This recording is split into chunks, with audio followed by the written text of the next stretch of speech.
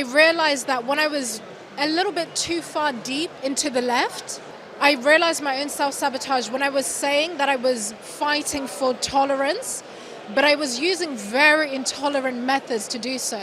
I was shaming people. I was even okay with publicly shaming people at the time. I was okay with misrepresenting people, maybe even dehumanizing people without even realizing that's exactly what I'm doing.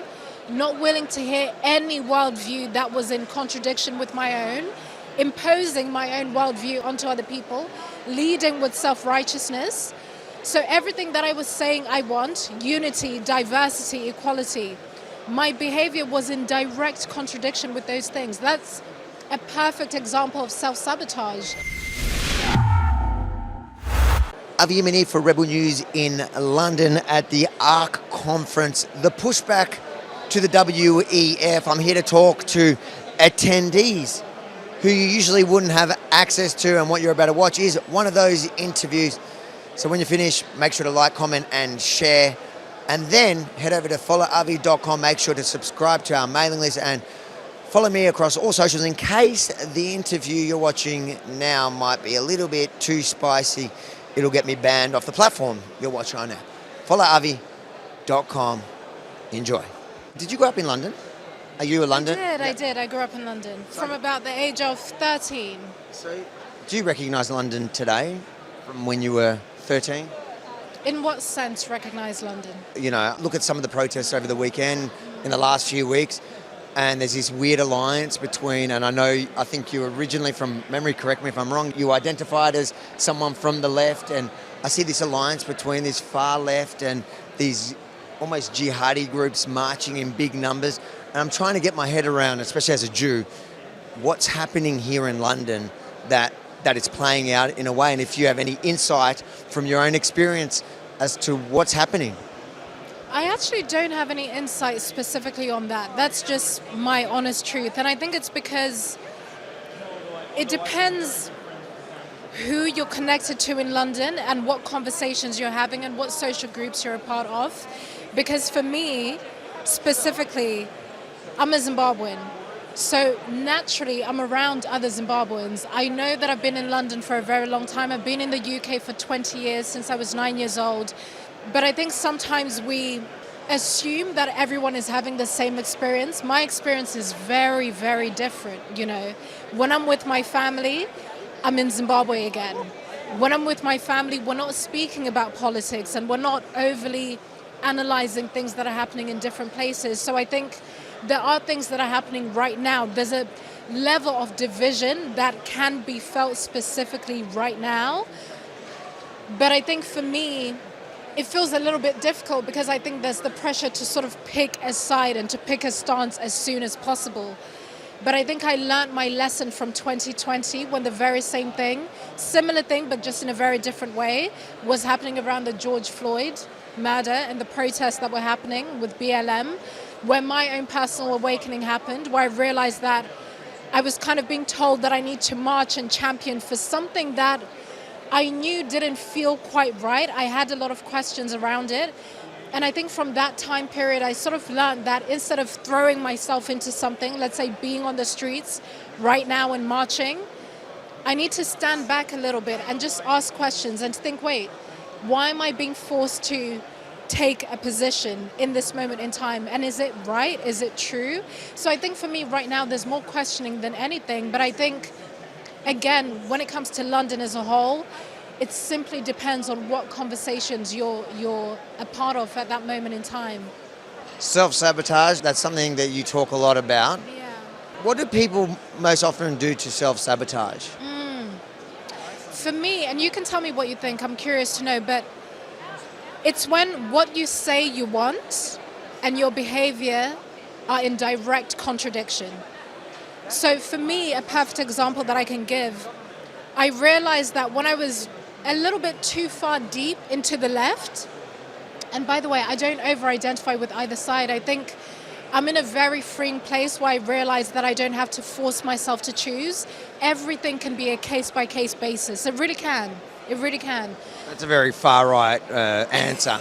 I know. It's right-wing coded, right? But I think for me, I realized my own self-sabotage when I was saying that I was fighting for tolerance, but I was using very intolerant methods to do so. I was shaming people. I was even okay with publicly shaming people at the time. I was okay with misrepresenting people, maybe even dehumanizing people without even realizing that's exactly what I'm doing. Not willing to hear any worldview that was in contradiction with my own, imposing my own worldview onto other people, leading with self-righteousness. So everything that I was saying I want, unity, diversity, equality, my behavior was in direct contradiction with those things. That's a perfect example of self-sabotage, which is why I refer to cancel culture as collective sabotage, because now it's no longer on an individual level. It's individuals coming together, saying they want a certain outcome, but their behavior is in direct contradiction. It's amazing because in what I Right? do, What do you think? in what I do, I often highlight everything you just said, Really? especially on the left, only from my own experience of doing what I do. When I go to a rally and I interview, whether it's often I'm disliked by both sides. So it's the Do you identify with either one? I identify as somebody that just similar to the way you describe, but many people would describe me however they want. What you need from Exactly, but I would go to a rally. Let's say we're in Australia, we've had the far left rallying against neo-Nazi groups, and then I'll go there and I'll talk to the far left that purport to stand up for all those things. But at the same time, I rock up there as a Jew, as a person of colour myself, and then I'm shouted down and attacked in the same way that you describe. And then you go to obviously the other side who proudly say they don't like me because of what I stand for, but I don't see the difference because the intolerance is the same. Absolutely. Something that people have to be very careful about, and for me, I had to be very careful in this. When I sort of broke out of my own trance, I realized that it could be very easy to end up falling into another echo chamber, but the label is just a little bit different, but it's the exact same behavior. And I always think about this in the context of people that proudly wear the title of being anti-woke. I understand the mission, I understand the purpose, and I think a lot of people in that realm are actually doing very important work and starting important conversations. But be very careful, because you can end up becoming the very thing you claim to oppose. Because some people are anti-cancel culture, but they're very quick to cancel someone if it happens to someone on the other side. So I think it's really important to, again, just allow for yourself to zoom out a little bit and be like, okay, the way that I'm behaving right now, is it working for me or against me? Am I willing to still be in integrity, even if it's someone on the other side that's experiencing this thing? Am I still being willing to stand in what is actually true? So for me, I always do that kind of introspection, and it just keeps me grounded. Final question, how did you snap out of it? And I know you mentioned George Floyd. Sure. How did you snap out of it, and how do we get, I guess on either side, more people to snap out of that and engage in conversation? I enjoy talking with people, especially with opposing views, Me too. as long as you can do it respectfully. Absolutely. How do you get more people on board with whatever it is? So snapping out of it, I wish I could give you this one sort of magic answer, but Come on, you've got 30 seconds to give us the magic answer.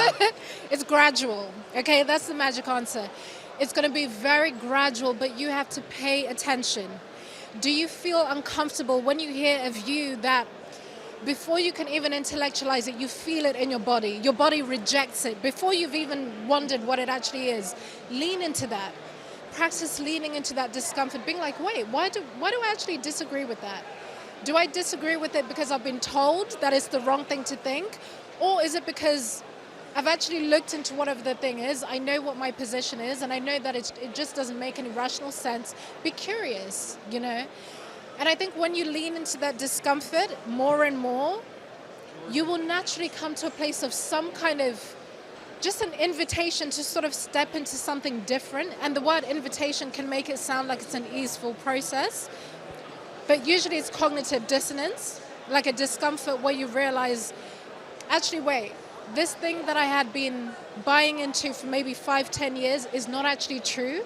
Lean into that. That's exactly what I needed to do. So many thinkers that I had rejected in the past, people like Jordan Peterson, I was like, wait, I've never actually engaged with his work. I was just told that I need to hate him because of X, Y, Z. I saw a 2-minute clip and I made a very strong decision about his character, who he was. but he has an entire archive that I've never looked into. So for me, it was very gradual until the moment where I felt comfortable enough to actually start to express that I've changed my mind.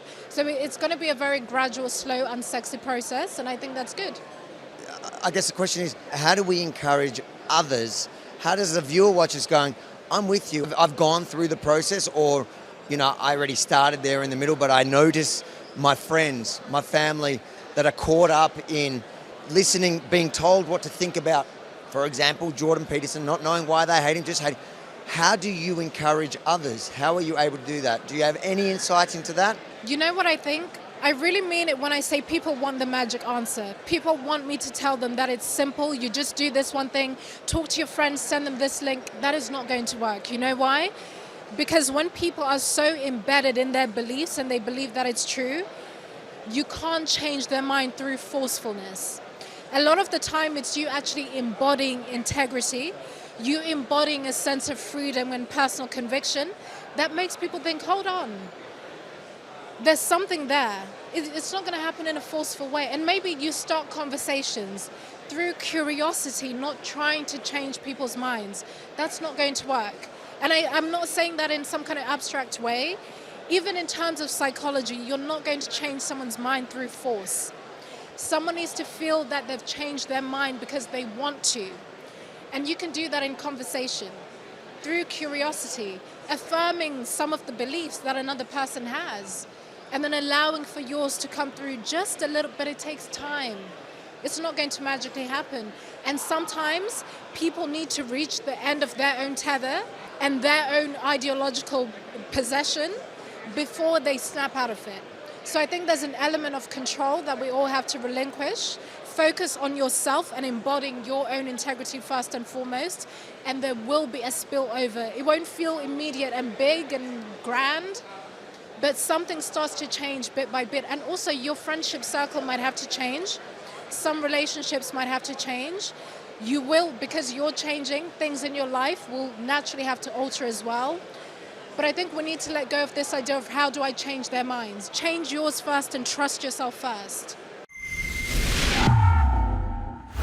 If you think it's important for Aussies to hear their leaders being challenged in a way that they never will be in the mainstream media, make sure to like, comment, but most importantly, share it far and wide. And then head over to followavi.com, subscribe to our mailing list, and follow me across all socials to ensure you don't miss a thing from here in London.